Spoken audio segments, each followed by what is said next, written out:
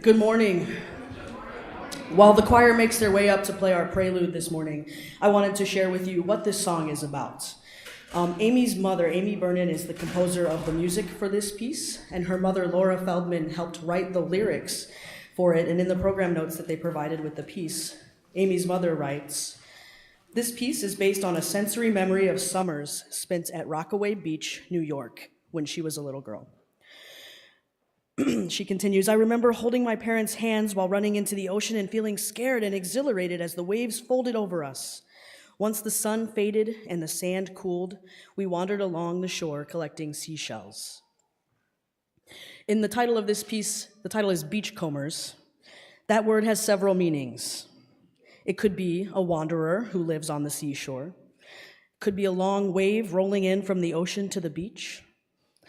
And in a way, Amy writes, all of us are beachcombers of sort, constantly seeking the unexpected, undiscovered treasures that await us on our journeys through life.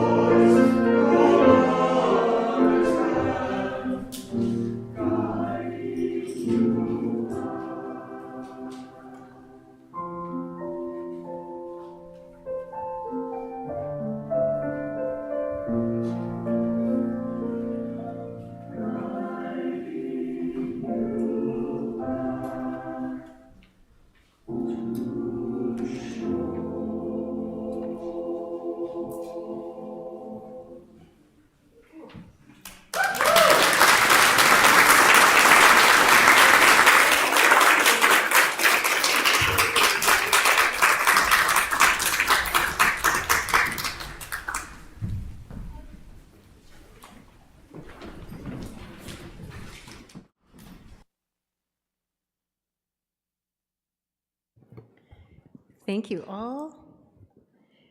And good morning, everyone. Welcome to the Unitarian Universalist Church of Urbana-Champaign. My name is Reverend Beth Monholland. My pronouns are she, hers, and I have the deep joy of serving as the lead minister here alongside our associate minister, Reverend Sally Fritchie. We are a people of many histories, genders, bodies, identities, and beliefs here. And we are united in our shared commitment to our mission, which is to build community, seek inspiration, promote justice, and find peace. We are a congregation of all ages, which means that we embrace all the noises and little interruptions that children can bring into a service. And this morning is, since it's the first Sunday of the month, is an all-ages service, which means all of our young people and RE volunteers will stay here throughout the service today. But all people, no matter their ages, are welcome to grab a coloring book from the entryway if you need to keep your hands busy. And if anyone, for any reason, needs to wiggle a little more, have a little more space to move, or I don't know, just attend to your body in whatever ways you need, you are always welcome at any point to go into Fellowship Hall, which is just across the entryway. And everyone is invited into the Fellowship Hall immediately after service for kinship and coffee and snacks. And today, everybody, cake! We are having a very celebratory, special Sunday. This is our Pledge Sunday. It formally culminates our generosity campaign this year, our Prisms of Possibility. And we are excited to celebrate all the ways that we come together into community to live our mission, including the ways our members keep us alive with their financial generosity. And with that said, I do want to invite you, whether you are here in this room or joining us online, to take a very deep breath and another, and one more breath together, and let your spirit, your heart, your mind come fully into this space together, into your body, wherever you are, and let us make sacred our intentions to gather in community.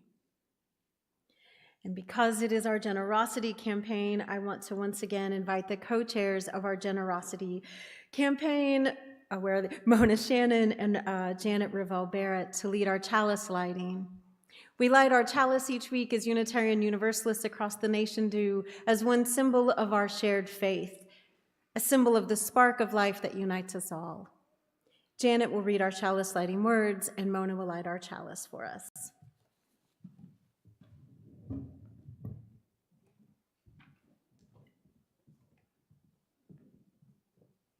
Morning. May this flame we kindle in this moment remind us of the spark we each carry inside of us.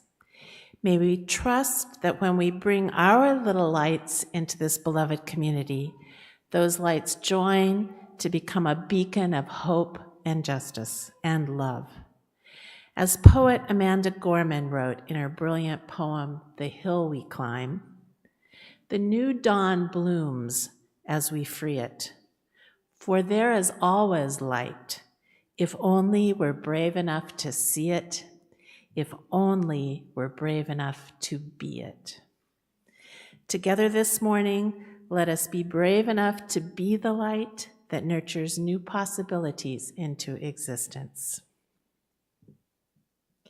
Now please rise in body and spirit and sing with gratitude and joy hymn 1010, We Give Thanks.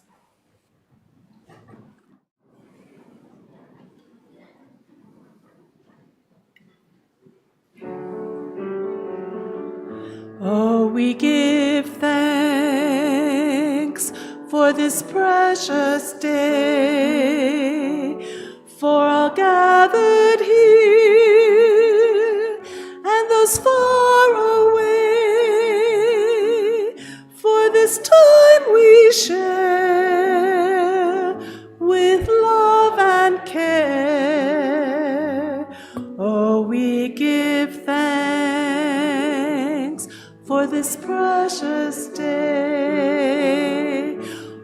we give thanks for this precious day, for all gathered here and those far away, for this time we share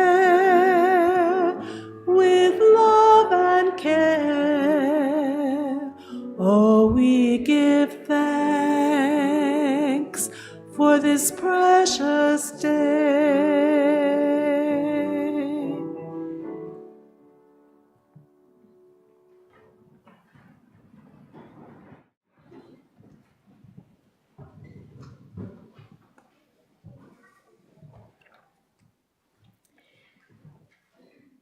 Since January of 2023, no, is that right? Am I saying that right? 2023. God, my brain, the years in the past year.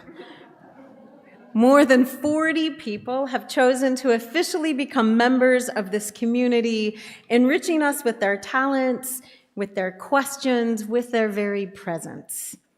We will share their names on the screen, and Reverend Sally will read them out. And if those folks are physically here today, we invite you to please stand. If you're joining us online, put a shout out in that YouTube chat so we can acknowledge you physically and virtually and welcome you into this community. We will ask that you remain standing if that is comfortable for you. Once all the names are read, we will offer a communal blessing. I'm going to turn things over to Reverend Sally, who, if you do not know, is our officially Associate Minister for Congregational Life, and she is the one who brilliantly, compassionately, beautifully leads our new member classes. Thank you. Shout out to my co-leader of new member classes, Sue Stock. I don't know if you're in here today. So again, we invite you to stand as your name is read. We're not going to clap for everyone individually because we'll do a blessing at the end.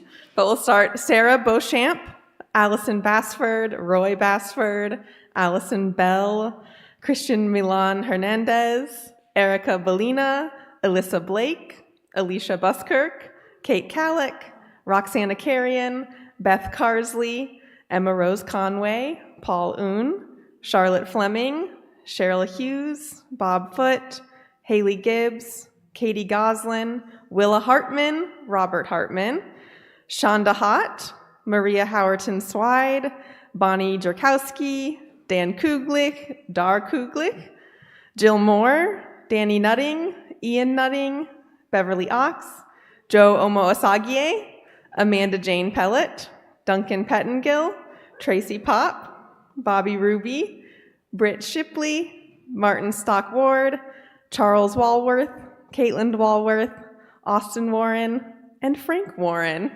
Look at all these folks.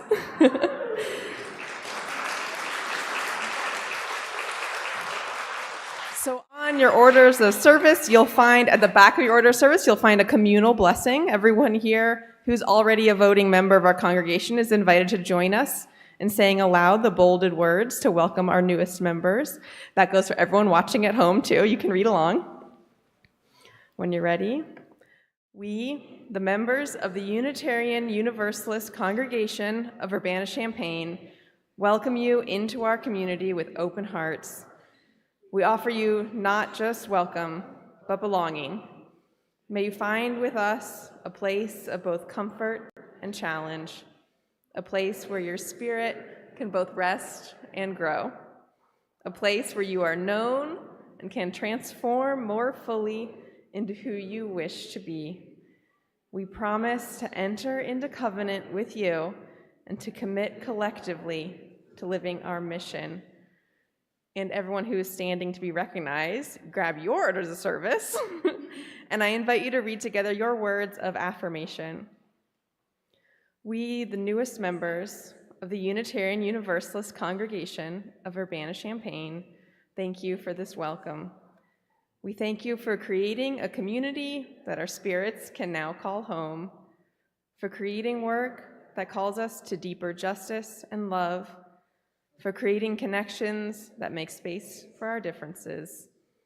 We affirm our commitment to the mission of this church and to enter into covenant with you. And now everyone together, the last line. Together, we will build community, seek inspiration, promote justice, and find peace. Keep standing. Nice try. As a reward for standing so long in the sanctuary, all our members who joined in the last year, we're going to start a new tradition of providing each of you with a copy of the Pocket Guide to Unitarian Universalism, which is a regularly updated collection of UU voices intended to briefly cover many different areas of where our faith tradition is. There's music in here, there's beautiful images, there's poetry. After today's service, you can all pick up your copy from Kelly Skinner in Fellowship Hall. There's a big pile of books on a table for you. We are enriched by each person that chooses to become part of our community, newcomers and old-timers and everyone in between. So we want to recognize, before we sit down again, all of the bright lights who have contributed their unique energy and care to what we're building here together. So if you are here and you joined our congregation in the pandemic years, 2020, 2021, 2022, I invite you to please join our newest members in standing and being recognized. And if you join now in the 90s or early 2000s, I invite you to stand and be recognized as well. Oh, I skipped over the 2010s. That was on accident. What is time? All right, finally, if you've been a member here for 30 years or more, go ahead and stand and be recognized. And let us thank you all for your commitment,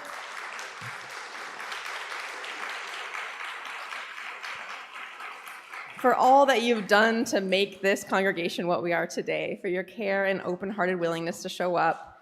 And finally, if you're still seated and haven't been asked to be recognized because you're a longtime friend, because you're a brand new visitor here for the first time, or because you're a kid, we invite you to stand up too. Everyone can stand.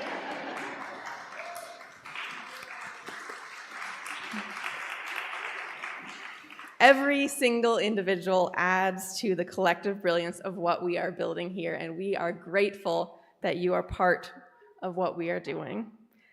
Thank you all so much, new members, old-timers, brand new visitors, everyone in between. We are glad you're here. We will all rise and shine our lights together. We're grateful for each of you. And now, since we're already standing, we're going to sing.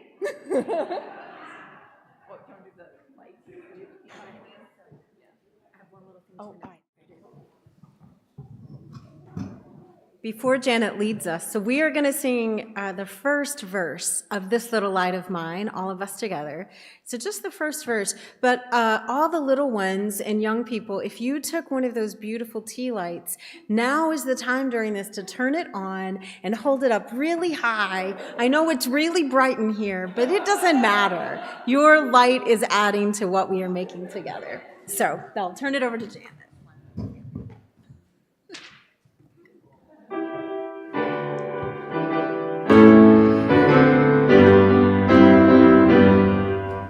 This little light of mine, I'm gonna let it shine. This little light of mine, I'm gonna let it shine. This little light of mine, I'm gonna let it shine. Let it shine, let it shine, let it shine.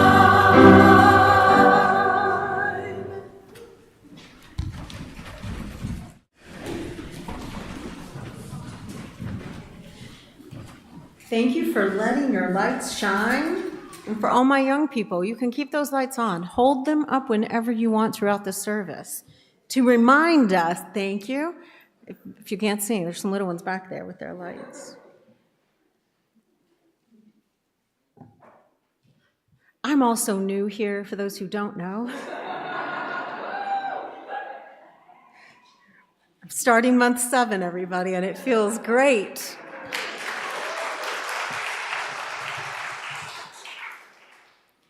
And from the moment I first met you all on a Zoom screen, I have loved you, and it is an honor to be part of this community, to see the ways in which you are actively engaged into living into your mission. And for those who don't know, or just a reminder for everyone who does, there are many ways to get engaged in this community. We have a vibrant REE program that spans the lifespan of who we are, active and very lively social justice councils, worship, small groups, so many ways that we can connect. And I hope that you will subscribe to and read your e-news each week for the announcements about what are the ways each week that you might want to get engaged. And there are as many reasons for doing that, for connecting in community, as there are you. And because this is our Pledge Sunday, the culmination of our Prism of Possibilities campaign, I want to highlight the voices of who you are. And you have, if you've been here over the past few weeks, you've got to hear from you members of this congregation, talking about why they have joined, why they pledged. We heard from Melissa and her young son, Theo. Melissa, who grew up in this congregation, and then with her husband decided this was the space they wanted to raise their children to help them thrive. We heard from Sue Stock, who Reverend Sally mentioned has helped so beautifully with the Pathways to Membership class. And Sue's been a longtime UU, but joined us during the pandemic and has found a place here that is her heart's home. We heard from We heard from Tim and Jerry. Jim and Terry. I'm sure they've never heard that before. Sorry. From Tim and Jerry about 30 years ago, finding a place here that let them as gay men be who they are, and how they have committed in those long years to deepening this church's inclusivity, especially for our LGBTQ siblings. We have one more voice to hear from today, and so I want to add to that chorus of all the reasons you are here and all the reasons that you choose to give by welcoming Karen Retzer up here. She's going to share a little of her story with you too. And Karen, I'm going to leave the stool for you because you're not much taller than me. I feel so tall. I love prisms, and I love the rainbow of colors that are refracted through them from white light.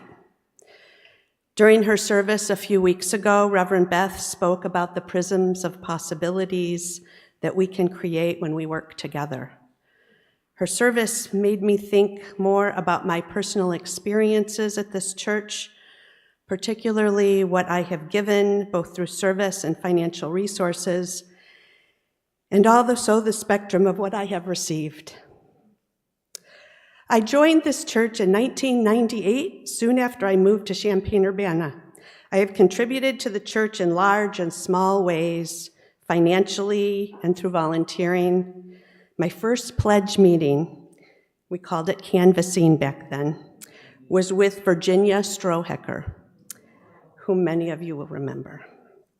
Over the years, I have volunteered on the Social Action Committee, taught preschool and kindergarten in the religious education program, led a chalice circle, co-chaired the stewardship campaign, and served on the board of trustees, 1 year as the board chair.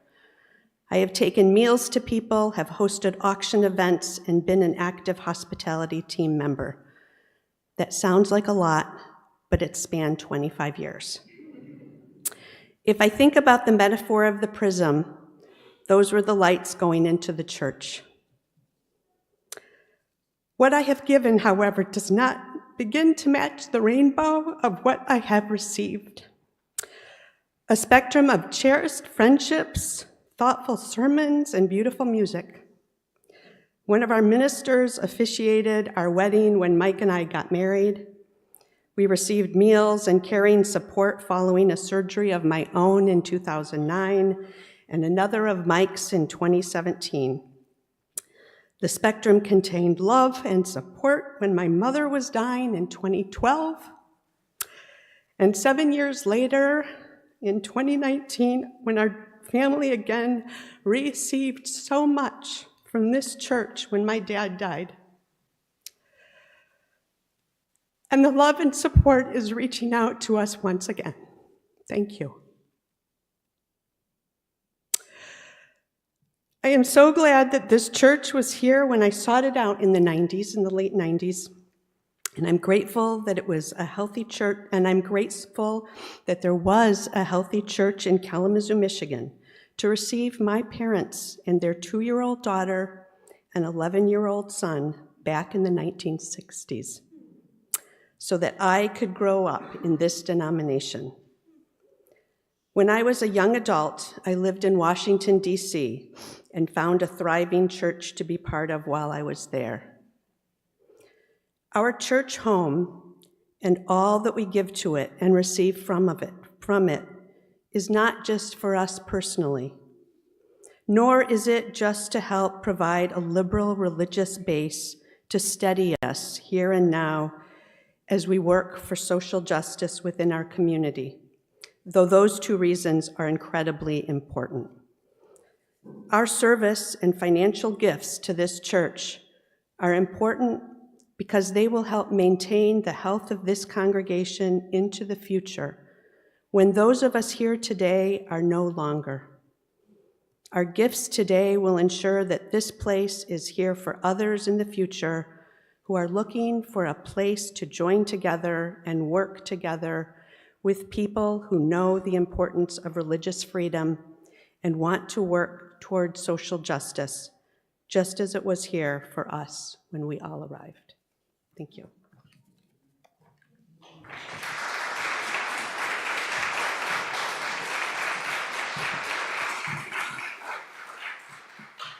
Thank you, Karen. And thank you to each and every one of you, again, whether you are a visitor this morning or a longtime member. In your orders of service today, we, not so sneakily, put in a pledge form. And I know many of you actually have already submitted your pledges. More than half of our pledging members have already either online or mailed them in to us. But this morning, at the end of our service, to celebrate the community Karen just lifted up, to celebrate who we are, we're going to invite everybody who is a pledging member. So again, if you're not, it's okay. Be our guest this morning. But for those who are pledging members, to put your pledge on there. If you already submitted your pledge, just say that. Hey, my name's Beth, and I already submitted my pledge online. But we're going to ask you to fold those up. And during our offering later today, we are going to celebrate all of the pledges and promises that we make. So if you were wondering why that was there, it's because we are truly going to celebrate your generosity today. Before we get there, though, Kelly Skinner is going to lead us in a time for all ages activity, so I'm going to invite her up here, and she'll take over from there. You do not need this.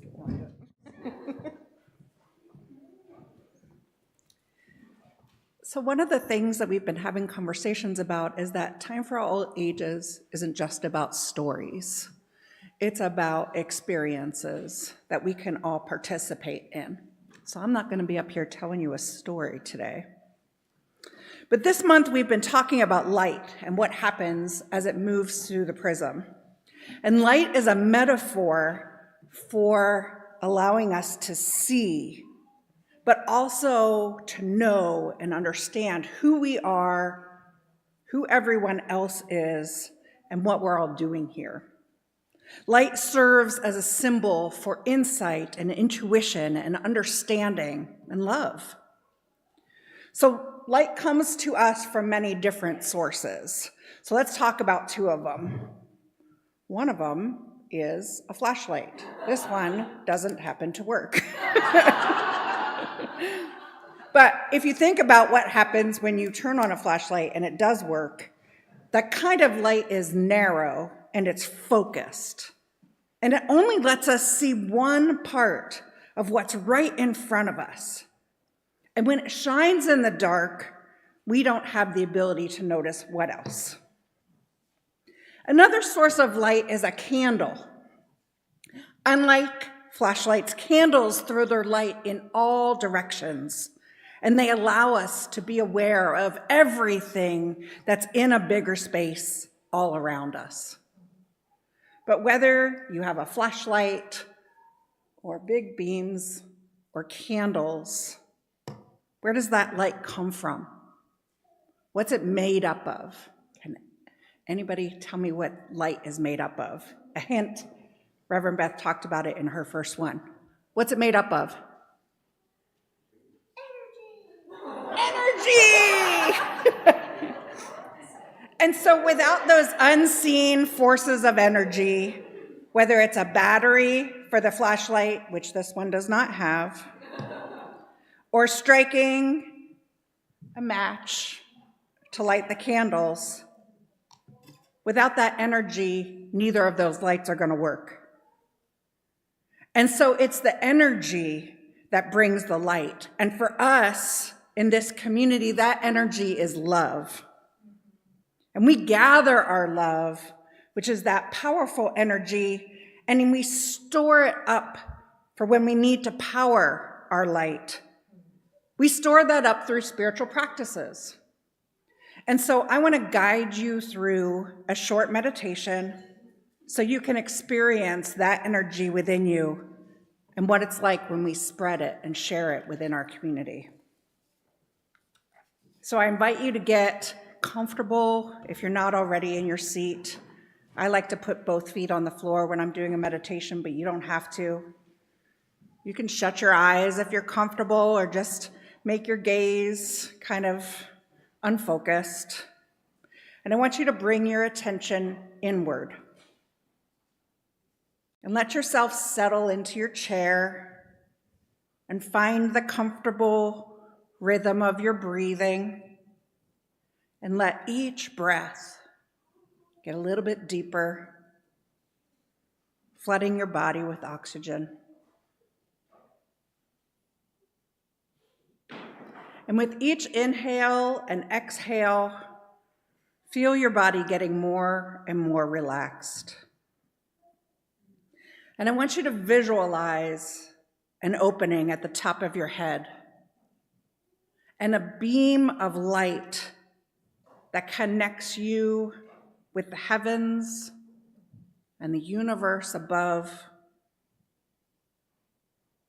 And then I invite you to visualize two beams of light growing down through the soles of your feet, connecting you and grounding you into the earth below.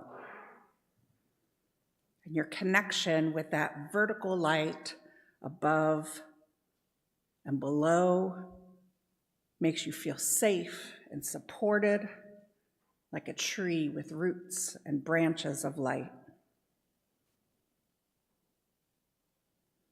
Now imagine a spark of light that's buried deep within your heart. It's here where your candle burns, always lit, always alive, always shining. Breathe in and watch the light of your candle grow. Nurture that light. Feed the light. Love the light. And let that light expand through your heart. Feel the heat of it. See the glow of it. And be here with its welcoming warmth. Feel your light growing brighter and stronger, filling up and surrounding all parts of you as you acknowledge your own true power, your wisdom, and your love. Be carried by that light. Be uplifted to a higher place. Feel elevated and expanded, stretched out, lit up. And let that light shine so bright. Now imagine yourself slowly looking up. and you are surrounded by figures in the darkness. And you find yourself moving towards the nearest figure, deeply touched by them, touched by their humanity. And you feel full of a desire to connect with that other person.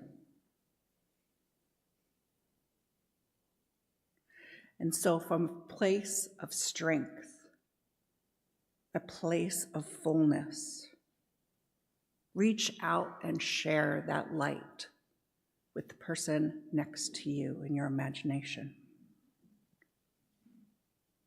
Start with the person closest to you. Gently reach out your light and let the light of your candle spark theirs to life. Watch it glow. Feel it grow brighter and stronger.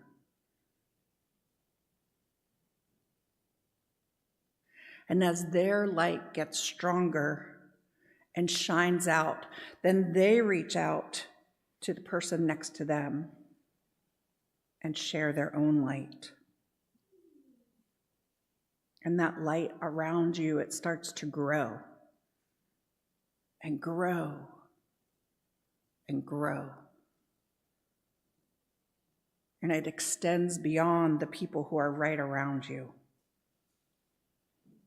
Slowly, it fills the space of the sanctuary with a gentle glow that gets stronger and brighter with each passing moment.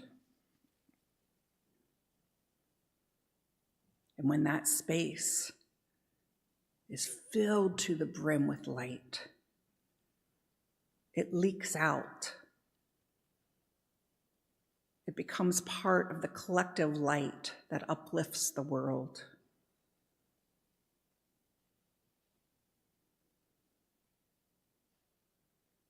A candle loses nothing by lighting another candle. We are fueled by the inexhaustible energy of love. Feel your connection to it all, to your own light that shines so strong, to your neighbor with whom you stand side by side in the warm glow of both of your candles, to our church receiving its light through your spark, together shining even brighter, to the light that extends far beyond this building and the people around you, to the community, to the state, to the nation, to the world, to the light that shines even into the future, lighting the path for those to come.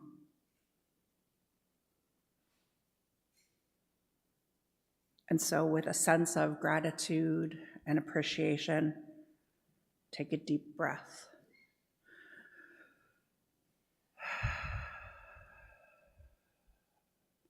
Come back to the present moment and make a commitment to let your light shine and to see and to know, to understand and to love yourself and one another.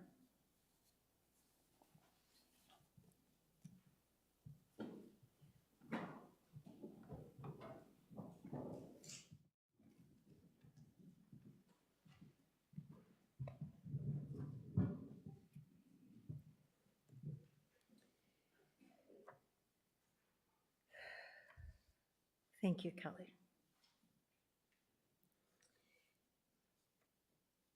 We're talking about our generosity campaign today, of course. And our financial generosity is important. It keeps the literal lights on. But we come together also for the practices of spiritual generosity And one of those is our sharing of joys and sorrows together. Some weeks, although not this past month, we share our joys and sorrows aloud, but we always accompany that with a ritual. And today, in the spirit of Kelly's meditation for us, in the spirit of sharing our light, we will once again invite folks, as you are moved, if you want to share a joy and sorrow, metaphorically, to come forward to the chalice table and to the table in the center there to light a candle, though I will ask someone to start a candle back there. We will sing our blessing song, May the Long Time Sun, and we will give each other space in this time together to trust that when we, in community, bring our joys, they are multiplied, and when we lay down our sorrows, those sorrows can be lightened, if only for a moment. As you are ready, I would invite you, and as you are moved to do so, to share your candle with us today. And so we will sing.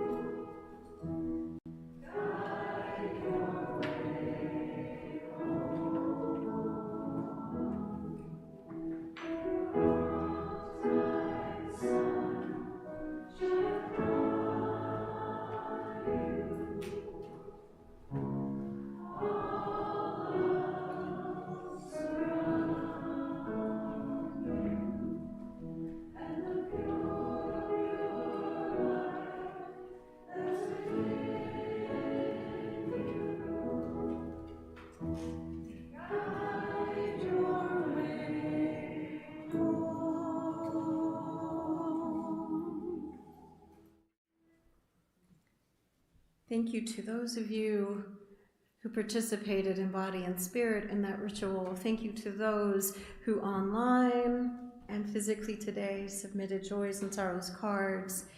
For those who wish those shared publicly, we will make sure they go in the e-news, and I'm going to hold on to these and read them for us next week.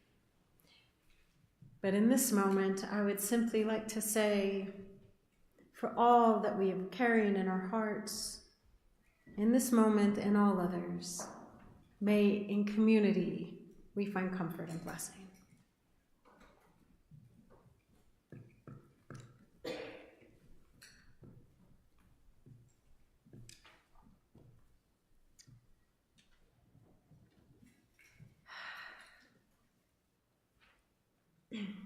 Yeah, this is where I'll start. In the last week and a half or so, your news feeds and social media feeds, like mine, may have been filled with the names of people who have tragically died. Alexei Navalny, Aaron Bushnell, and Nex Benedict are three of the names that even if I wanted to, which I don't, I would not be able to avoid. They died sadly, they died horrifically and needlessly.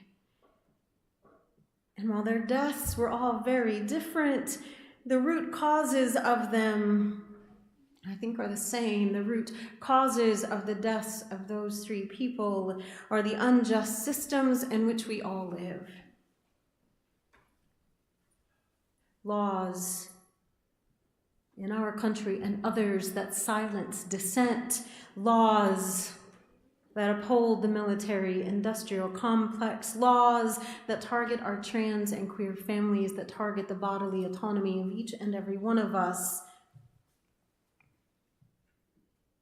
The military war machine is dropping bombs that we make on lands so distant from us, so distant that we in America don't always have to face it. And then the names show up for us, names of people we will never meet. And when I think about those three names, Alexei, Aaron, Nex, I think of all the other names that never make it into the news feed. I think of the 5,000 people who have been killed this year, 2 months, by gun violence in America. And I know that anger and grief are twin responses to those injustices. I know they wind their way through my very body and perhaps through yours. And I know anger and grief are two sides of the same coin. And it is hard, though, when anger and grief are so ever present, to know what our individual, let alone our collective response can be. And when I think about it, though, from my position here as a minister, as the leader of this congregation, when I think about what a religious response can be, I think I sometimes, and we collectively, get stuck when we ask, what can religion say in the face of such injustice? Because, as we know, the religious response the world over is sadly dominated by reactionary voices, by the ones that want to take us back to a time when no one was free. And those reactionary voices dominate so much of the public discourse that it seems that they have shaped not just Christianity, but our cousins in faith in both Judaism and Islam. And those violent voices are so intent on their own power that they would crush the very life out of us all. And I have to remind myself, and I'm here to remind you this morning, that whatever grief and anger you are carrying, whatever grief and anger you feel is so loud you can hear nothing else, those loud, reactionary, violent voices are not the only ones, my dear, dear people. They are not even the majority. We are the majority. Not we as Unitarian Universalists. We actually are technically a religious minority in America, but we, people of progressive faith who believe that love should be at the center, that love can be at the center, that love can guide our actions. We who are collectively in this community and across this world striving to create thriving conditions for everyone. We know that justice is what love looks like in public. We know our voices and our actions and our very light are needed in this world. And whether or not the people we encounter outside these walls, or even the visitors who come here, will ever officially join this church and become Unitarian Universalists. What I know is that this faith, this progressive faith with love at the center, has a promise to the world that we will honor the worth and dignity of everyone we encounter, that we will honor the interdependent web of life, and that to do anything else is to deny life itself. People are dying, literally, from lack of love, lack of justice, lack of connections. And we offer connection here, real, authentic connection. We began this service by honoring the 40 people who just in the last 12 months have found meaningful connection here. We are a thriving community, connecting with each other, finding ways to engage, finding ways to listen to the words of our covenant, not just as empty words, but as the guideposts that show us how we can and will be together, and the way we can be together here in this space, in this church as Unitarian Universalists, is an example for how we can be out in the world. Because the world isn't separate from us. And in some religious traditions, the one in which I was raised, the world was some other thing out there. But we are part of this world. Part of seeking connection and finding community is to deepen our understanding of how deeply we are tied to everything that happens, to all the joys and sorrows we carry. They're not separate from us. They are us. This community has a promise that says we honor the wholeness of all that happens within these walls and beyond it. And when you come here with your compassion and your care and your commitments, you will be met with welcome and love. And there are many reasons that you come here. We've heard some of them over the course of this past month from our generosity speakers.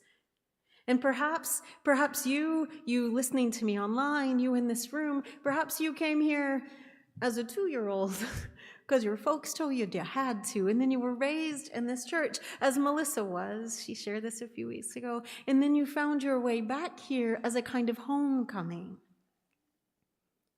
And perhaps you are a young adult who left the religion of your childhood, or were raised, as many of us are now, with none at all, but you're seeking a community that will hold the wholeness of who you are as you decide who you will become. Maybe you're an empty nester and your kids have flown and you trust they are out there doing and being who they need to be, and now you are deciding who will you be in this next phase of your life, and what you know is you need the deep connection of community to hold you as you seek still who you are becoming.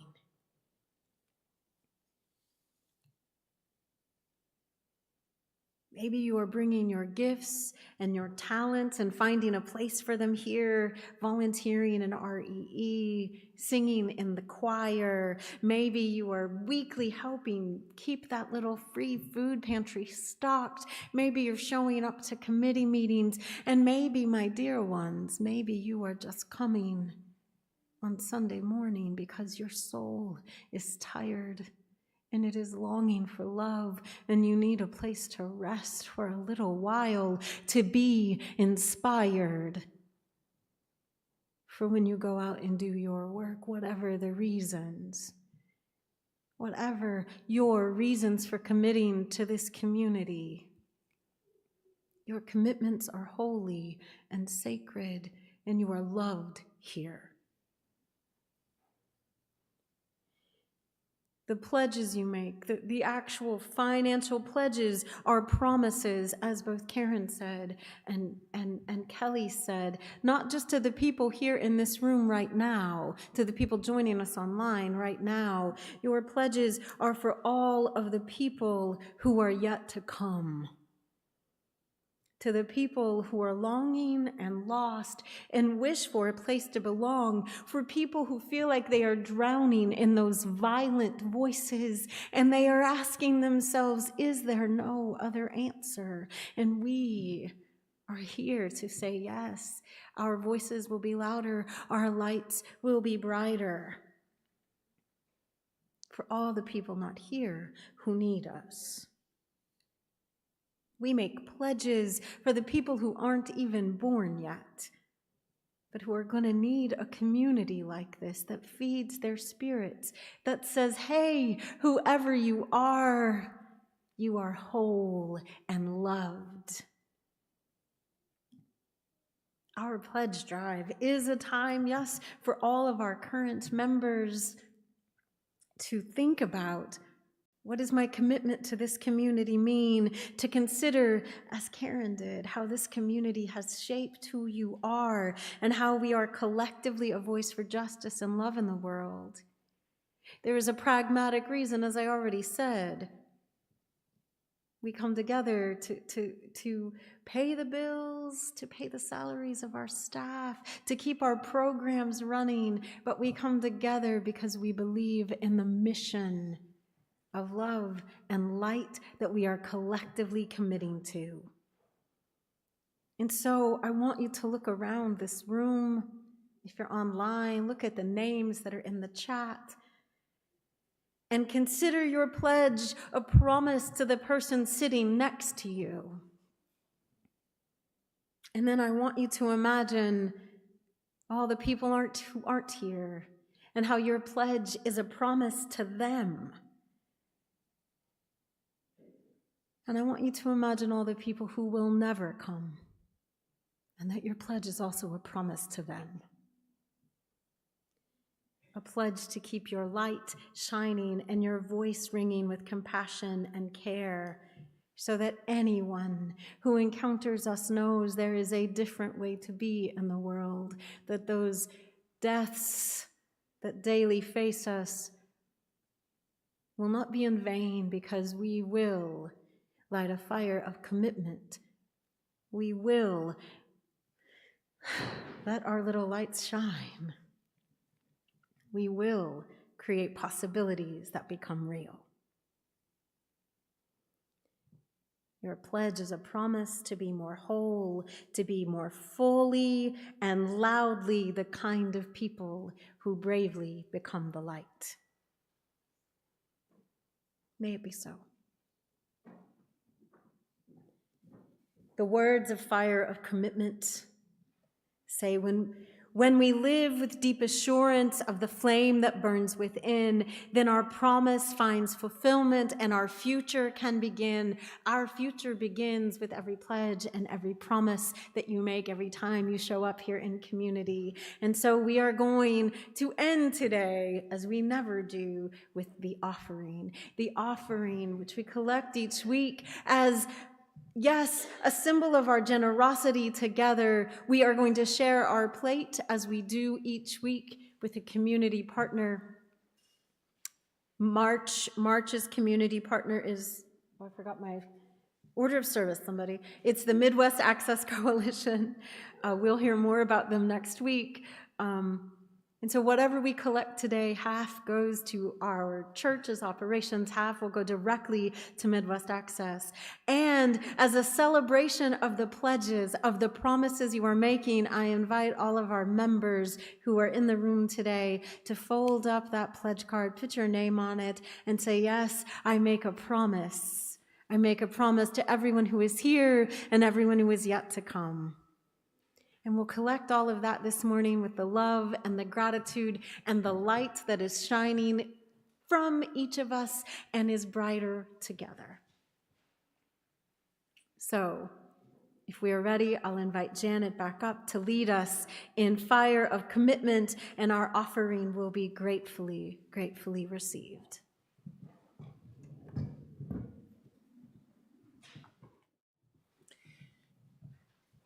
It's unusual for us to stand, but I don't know if you could sing this sitting down. I think you have to stand at the same time we do the offering. Would you please stand as you are able? I can't sing this sitting down.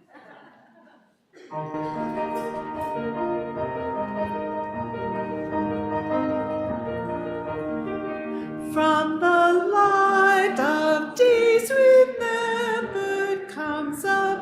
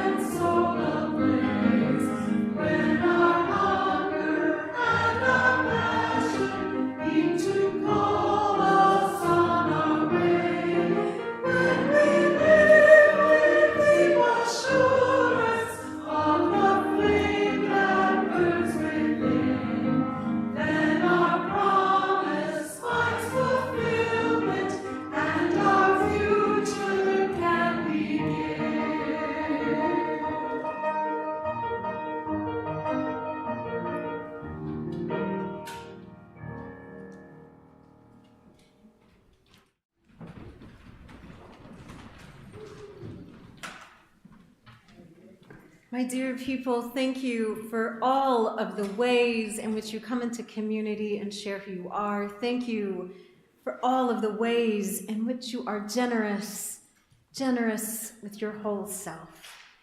It is received with love and gratitude here. And this morning, we will extinguish our flame with our words, which will be on your screen and are in your order of service.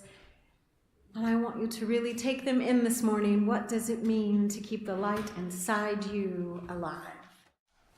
We extinguish this flame, but not the light of truth, the warmth of community, or the fire of commitment.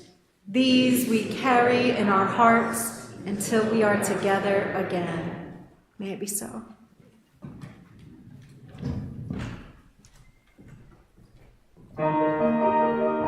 Our postlude is a reprise of the first verse.